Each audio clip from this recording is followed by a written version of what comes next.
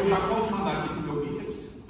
E aqui dá para assimilar bastante força, beleza? Bastante do impacto do golpe dele, é que eu consigo botar ele no chão. Finalizando a técnica dessa maneira. Hoje nós estamos dando início à nossa série Muito Além do Bloqueio. E nós vamos trabalhar a defesa Gedan Barai, que é o nosso primeiro Uke que nós vamos estar fazendo hoje. A tradução de Uke é o que a gente fala, Jodang Uke, Soto Uke, Gedan Barai também é Uke, Uchi Uke. E o significado é acolher, receber e conduzir. Então é muito importante que a gente entenda isso e tirar aquela noção de bloqueio, que não significa o que? A gente não bloqueia os golpes.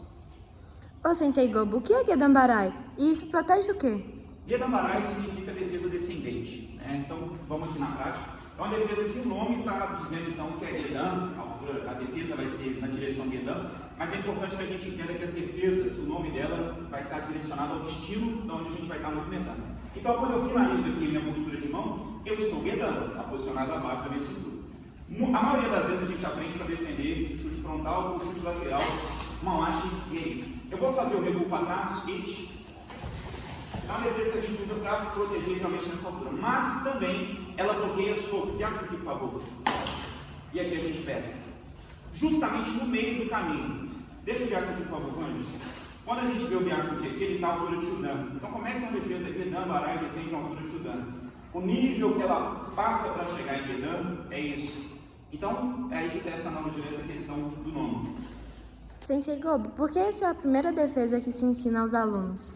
Justamente porque quando o atleta vem com a academia de karatê, a primeira coisa que ele quer fazer é um chute. Isso seja por conta de filme, né, dos golpes mirabolantes que tem com a perna. E de fato o karatê tem muito chute interessante, então o aluno quer de cara aprender chute. E muitas vezes o professor, para fidelizar o aluno, ele começa ensinando Geri. Então por conta disso a gente logo tem que ensinar a defesa Gedan Barai, porque senão, ele vai, vamos supor que ele começou a aprender o Maigeri agora. Ele vai querer usar o Maigeri de dano. Se eu não tiver defesa, vai passar por baixo do meu braço e vai pegar aqui no meu plexo, né, meus figueiros. Então, logo nos dojos a gente tem que ensinar a defesa Gedan Barai. Agora, um ponto que vale ressaltar é o seguinte: a gente não defende Gedan Barai com o osso. Não é que não defende, você pode defender, mas você vai se arrebentar. Vou dar um exemplo. Ele vai dar Maigeri, e eu vou bater com o osso. Eu vou me arrebentar na canela dele.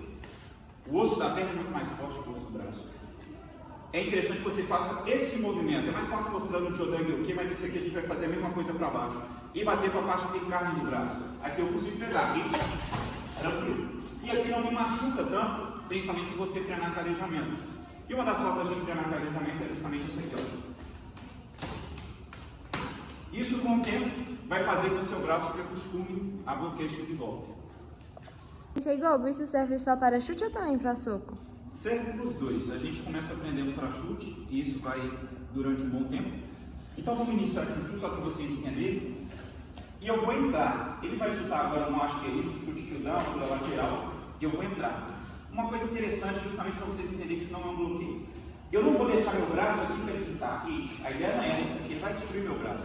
Inclusive porque, deixa o chute aqui, por favor. O ponto final do chute dele está exatamente aqui. Ele calcula o chute para passar aqui e eu estou nessa parte. E aqui estoura a força do chute dele. Uma coisa muito interessante quando a gente vai fazer Gedan Barai é justamente essa antecipação. Eu entrar para anular esse movimento dele, rapidinho, e aí eu bloqueio. E aí vocês vão ver que o soco funciona. Então casa muito bem para a defesa de chute e para a defesa de soco. Eu entrar aqui, ó. Eu entrar aqui na perna dele, mais uma vez, eu jogar aqui e não esperar aqui. De novo, aqui ele tem força. Ali eu vou ter mais facilidade, beleza? Isso é algo interessante. Agora a questão de soco. Se ele vai bater, por exemplo, Kizami já não funciona tanto, porque é Jodan. Então aqui o Gedan Barai ele não sai daqui porque ele já desce muito rápido. Agora o lugar que o Gedan Barai passa com mais tempo é a altura de Jodan. Então se o golpe dele estiver aqui, eu consigo bloquear, beleza? Então para quem quer uma guarda um pouco mais alta, gosta de lutar um pouco mais em pé, Gedan Barai funciona muito. Justamente aqui, ó. Essa é a defesa descendente, essa varredura, ok? Inclusive o significado de Barai é justamente limpar, varrer. Então justamente esse movimento.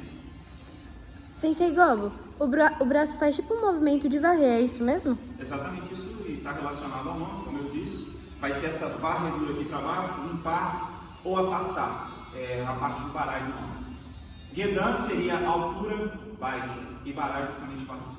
Ô Sensei, se alguém segurar meu pulso, esse mesmo movimento também funciona? Eu não recomendo, vou dar um exemplo. Vamos segurou meu pulso aqui embaixo. Aqui já morreu o movimento, igual eu expliquei na questão do chute, né? Porque a força do meu Guedambarai está aqui embaixo. Então ele não se cria força aqui embaixo. Ah, mas vou puxar para cá. Ele pode ser que segure com 2 mãos, que seja. Tem defesas melhor para isso. Futuramente a gente vai estar vendo, por exemplo, a defesa cá, que a gente faz isso aqui. É muito mais simples. Eu não recomendo vocês pegarem e ficar fazendo isso aqui não. Beleza? Até porque eu posso indicar muito para ele que eu vou estar fazendo esse movimento. Não vou ter domínio no braço dele, ele vai vir na minha direção. Mas sim, quebra o bloqueio. Eu não recomendo, principalmente se for para mulher. Tem defesas melhor, mais uma vez aqui esse movimento. A gente vai fazer esse movimento aqui, ó. E aqui a gente joga por cima. Beleza? É mais prático. Sensei Gobo, por que dizem que esse golpe é tipo abrir o caminho? É justamente pela questão de que quando você defende ele, chuta com essa perna aqui. Quando eu defendo aqui, ele fica muito exposto o centro dele. Ele fica de showman. Showman é frente. Por isso que o complemento a gente sempre faz ao fundador do nosso estilo, tem isso no nome. Então, quando eu defendo o Guedambarai, ele está muito de frente para mim. Ainda mais se eu pegar o tempo certo. Isso é uma abertura de caminho. Mais uma vez, só para a gente entender. Aqui eu tenho os trigueiros, que é o plexo solar, eu tenho o queixo dele, eu tenho os olhos, certo? Eu tenho chute baixo para fazer, eu consigo aplicar quedas.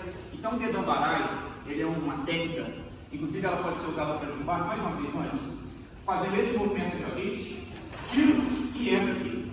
Isso aqui é uma técnica que a gente muitas vezes usa para derrubar. Por que isso está se perdendo no karatê? Porque quando o adversário faz isso aqui, aqui eu já vou mostrar. Então, ponto, isso acaba anulando técnicas assim, mas se a gente não for puxar e meter, a gente vai ver que a gente pode muito bem fazer isso aqui. Eu já posso mandar aqui com o meu bíceps, e aqui dá para assimilar bastante força, beleza? Bastante do impacto do golpe dele, é que eu consigo botar ele no chão, finalizando a técnica dessa maneira. E ele cai aqui por cima. Então a gente tem que saber muitas vezes não matar o nosso karatê por causa do chai inteiro. Fica um exemplo desse. Sensei Gobo, então mesmo sendo uma das primeiras defesas, ela ainda vai ser usada até mesmo na faixa preta? Com certeza, com certeza. Até porque quando você vira faixa preta, você vai começar a treinar bunkai e você, por aquela ansiedade de estar querendo pegar a sua faixa preta, você vai ter uma mente mais aberta e sair um pouquinho daquele negócio, comitê, ponto. E onde entra esse tipo de técnica que eu falei. Guedambarai, hoje em dia, quando eu treino, eu gosto de fazer esse movimento. Então eu gosto de fazer o Guedambarai e voltar para esse caminho aqui de Kotei, onde eu estou fazendo. Então isso aqui para mim faz parte do treino. O Guedambarai, por exemplo, não é mais ficar fazendo só isso aqui. Também faço. Mas o Guedambarai dificilmente quando eu faço hoje em dia, eu não faço o movimento para agarrar, para botar o adversário no chão. E com isso a gente termina o nosso vídeo. Concluímos então o Guedambarai. Espero que tenha ajudado a abrir a mente de vocês, que é a maneira que a gente pode estar usando para efetuar essa defesa. E fiquem para o próximo vídeo agora da série, que é o Agilki. E eu tenho certeza e garanto que tem muito mais informação, inclusive, do que teve nesse vídeo. O Agilki é uma defesa muito grande, que dá para usar de diversas maneiras. Muito obrigado. Os...